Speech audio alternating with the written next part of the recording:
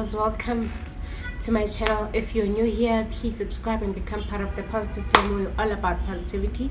And if you're a returning subscriber and OG, thank you for coming back.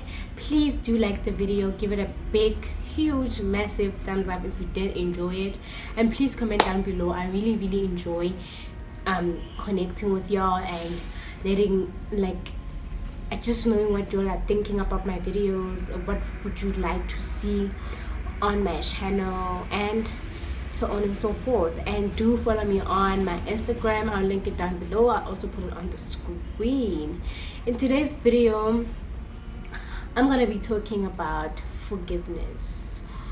This is a very important subject for me. It's a very important thing for me. It's a very personal. It's very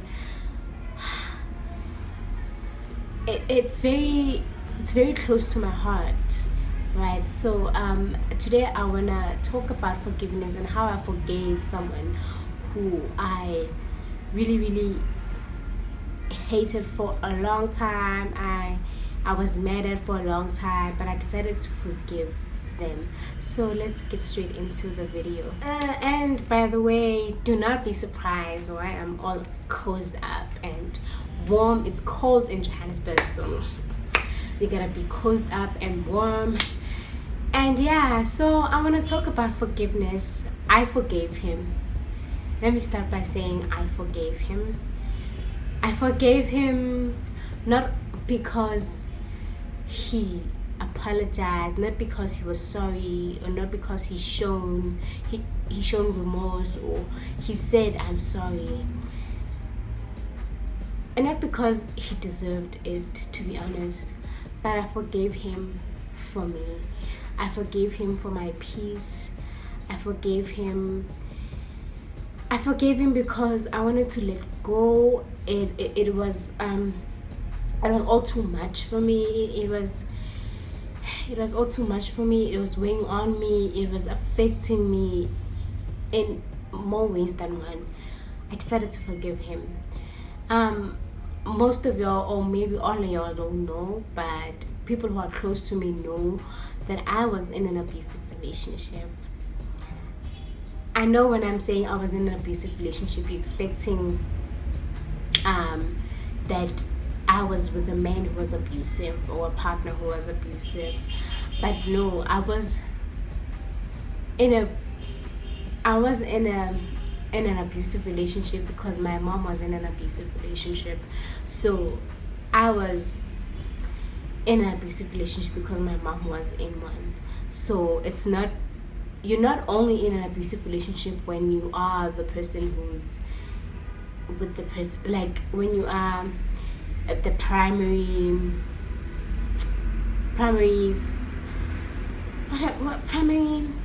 the person who's subject to the abuse primarily. You're not only a victim, or you're not only in an abusive situation when you're a primary victim. I don't know if I make sense, but also people who are close to you, or people who are with you in that situation, are also in an abusive relationship, especially when it comes to like parents who are mothers or fathers who are in abusive relationships. Their kids are also in abusive relationships. It is what it is. It's because they also experience that abuse too, and also even maybe when the person does not abuse the kids, but the kids but the kids get to witness it happen to you, or witness it happen to the parents, or witness it happen to their mother, their father, and to me that is also abuse. To me that is emotional abuse. That is abuse, So I was in an abusive relationship with my mother. My mother was with this guy. I'm so sorry for that, guys. I constantly have to clear my throat. But yeah, um my mother was in an abusive relationship with this guy, and I was also in that, because when my mother goes, I go. You know, when the chicken go, the what is it? A child of a chicken. Oh my goodness. A chick. Is it a chick? Yes, a chick. When a chicken goes somewhere, the chicks follow. And everywhere the chicken is at, you see the chicks. Like, you know, everywhere where you see the chicks, just know the chicken is somewhere near. And if you touch the chicks, you touch the chicken. And if you touch the chicken, you touch the chicks. You know what I'm saying? So I was like that with my mother. I went everywhere with my mother, and you know, yeah, we're OGs. We come from bad. You know what I'm saying? And she got into this relationship, and I got into it with her. So yeah, this guy was abusive towards both of us. It was hell. I hated him for the longest time. I even hated him the time when I was living with him. I hated him so much. I hated him so much. But me, I'm not that person who would like show if I don't like something, or if I don't like you. I'll pretend, and I know that's not okay, but I'll pretend to, because I'm that person of, you know, I don't want to hurt anyone's feelings. I don't want to be on bad sides with anyone. And if I don't like something that you do, instead of, you know, I'll just avoid saying a lot of things. I'll just be there, and eventually I will get out of the situation. That's just me. So we lived with this guy for like 5 years, but since I was in grade 8, since I was in grade 8 or grade 9, if I'm not mistaken. And we were with this guy since then until my matric year. Mind you, my matric year was the worst year of my life. Like, I didn't have a normal matric year, or matric year where I would enjoy my last year of high school. It was hell. You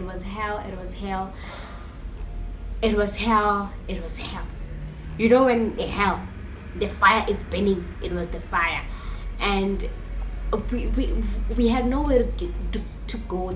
I think that's one thing also that kept us in that house, was because me and my mom had nowhere else to go, and we were living under that man's roof, and we basically had to do whatever he says. And I remember my mom telling me, like, you know, we must leave, you know, because we constantly discussed this, you know, when he was not at home. We discussed it, you know, like, we don't like the way we're living. It's not healthy, it's not right. But then how can we leave? You know, because we tried involving the police, and we always end up forgiving him, I guess. We had to we involved the police, but then we forgave him at some point, because like we had nowhere to go, you know. And I was in my matric year. I couldn't move school. I couldn't, you know. So I remember my mom saying, "We have to leave," you know. And I was like to my mother, we will go, but let me just finish school. Let me just finish school, and then when I do finish school, when we leave, then I'll leave and go to varsity, and you go and we'll find a place for you to stay, you know. But I need to finish school first, because if I don't finish school first, I'm gonna get disturbed, and it's not gonna be nice. Though it wasn't nice living with him and doing my matric and have to study and this abuse and everything. It was hell. Like, I could have done worse in my matric, but I don't know, with God's grace I did better than I thought I would do, you know. and yeah, it's all God's grace. So yeah, we stayed there until I went to varsity. And for me, varsity, going to university and living at race was my scapegoat. Is It was my scapegoat, if I could say. It was a place where I wanted to run to from home. I wanted to run from home to go to university, because in school I would go to school, and when it's time to go back home, I wouldn't want to go back home, because know I know that it's not nice. It's not always a happy house, a happy home, a happy household. But I hated him for so long. I was mad at him for so long, but I chose to forgive him. It was hard. It was not an overnight thing where I wake up in the morning and say, you know what, I forgive him. But it was a process for me. It took me almost 2 years to get through the process where I'd say, like, now that, like, I forgave him, and smile about it and say I forgave him as well. It took me time to finally say that I forgave him, and yeah, sometimes I'd wake up and feel like, I hate him, and because I hated him so much, and because I was thinking about how I hated him so much, I would even dream about him at night, dream about all the bad things that he did, or all the bad things that he maybe is gonna do. Maybe he'll hunt me and find me at UJ and kill me. That were the things I dreamed about, because I was thinking about it a lot, and I hated him a lot for it. So I didn't have peace. I didn't have peace in me, and all the anger that I had for him, I was taking it out on all the other men. Like, all the other men, basically all the other guys, like, if you're a man, like, I'd have anger for you. I would like you, because, but I'd have anger for you. I wouldn't let you say nothing. I wouldn't let you even, because I had that anger for me. You know what? I'm not gonna let enough with men coming into my life and dictating to me and abusing me and doing this and that to me. So I didn't have peace. I didn't have peace in my heart. I didn't have peace in my life. I didn't have peace of mind. I didn't have rest. I couldn't rest well at night because I had these horrible nightmares. So it took me time, but I finally chose to forgive him. I haven't seen him since 2017, mind you, but I forgave him without even hearing from him ever again. I forgave him without him saying that he was sorry. I don't think he's sorry, even where he is now. I don't know where he is, but I don't think he's sorry. I don't think he saw that he did something wrong to us, but I forgave him regardless. I cried about it most of the time, when I would think about what me and my mom went through. But then I prayed about it also a lot, that forgiveness is not for the other person, but it's for you and God. And because in the Bible it says you must forgive, I don't know if it's 7 times 7 times 70 times, something like that. But like forgiveness, for God to forgive you, you have to forgive others. And so I took that within me to forgive him, because I also sin, and I also make mistakes. Sometimes I don't know that I wronged some people, and sometimes I'm aware, but I'm just, sometimes I forget that I wronged you. I'm a sinner. I sin each and every day of my life, and somebody out there forgives me, and God especially forgives me before I even say I'm sorry. So I took it upon me to forgive this guy. I took it upon me to forgive him for my peace, for my sake. And I must say, since I forgave him, I'm living such a happy life. Like, I'm happy now. I have peace now, more than I've had in a long time, like 5 years and counting. I've never had this much peace that I have right now. But I can finally say that I'm free. I'm free of hurt. Of course, there's hurt each and every time of your life. You're not gonna get away from that. But I'm free from all the burden that I carried because of him. I'm free from all the hurt. I'm free from all the trauma. I'm free. I'm free. I have peace of mind right now. I have peace in my heart. Even if I can see him one day, I wouldn't be mad about it. I wouldn't be mad that I'm seeing him. I'll just greet him with a smile, because I'm healed now. I'm healed now. I'm fine now. I've forgiven him.